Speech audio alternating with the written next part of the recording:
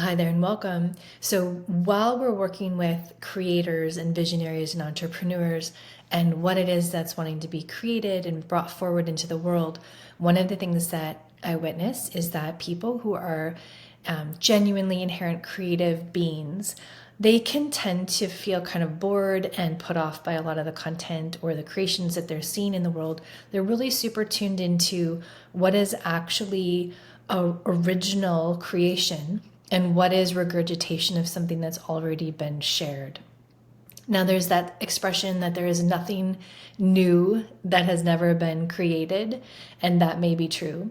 And also, there is the expression that is uniquely you, and how that creation energy moves through you and comes into the world in order to deliver its organic expression through you.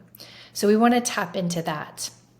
One of the things that I've been able to witness with this experience of unschooling and homeschooling and deschooling the kids that I have, there's three kids that are all teenagers now.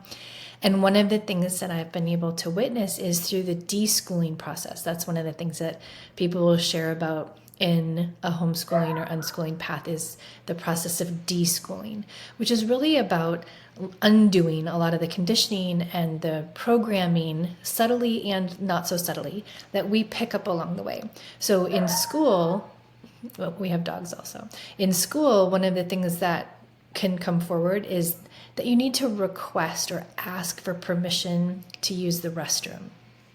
So that's just an inherent part of a structure that comes in place in a school, but it's also very much taking away the inner trust of the person. So when we're taking away that inner knowing, that inner trust of our own body, and having to ask permission to do this very natural biological process, that's just a little micro example of the macro, right? We're having experiences over and over again where we don't get to trust our own inner nature.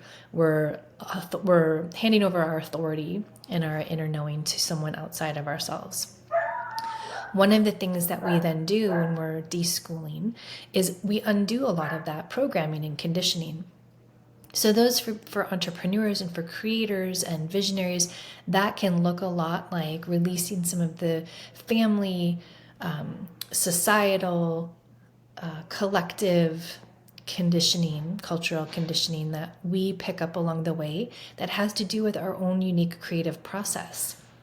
There's a lot of things that people say, we have to be productive during specific hours of the day, or we need to show a specific outcome for the amount of time that we put towards something. Or if we're not doing anything, then we're unproductive, or we're not a valued contributor to society. Well, what doing looks like and what is a part of the creative process can look very different depending on what stage you're at and where you are in your creation. Sometimes when we are in the creative process, there's a period or a stage where doing nothing actually is a really super important part of the process, where it might appear that someone is doing nothing. It could look like meditating. It could look like taking a nap or a rest. It could look like doing the dishes or working in the garden. There's a lot of ways that participating in the creation process, when it's an organic creation process, can look very much different than what doing looks like in the rest of our society and culture. So we want to take the opportunity to really get curious about what is it that supports your unique creation process? What is it that is supportive of what you uniquely are here to bring forward into the world? And where are any false constructs or structures that you have consciously or unconsciously picked up along the way not serving?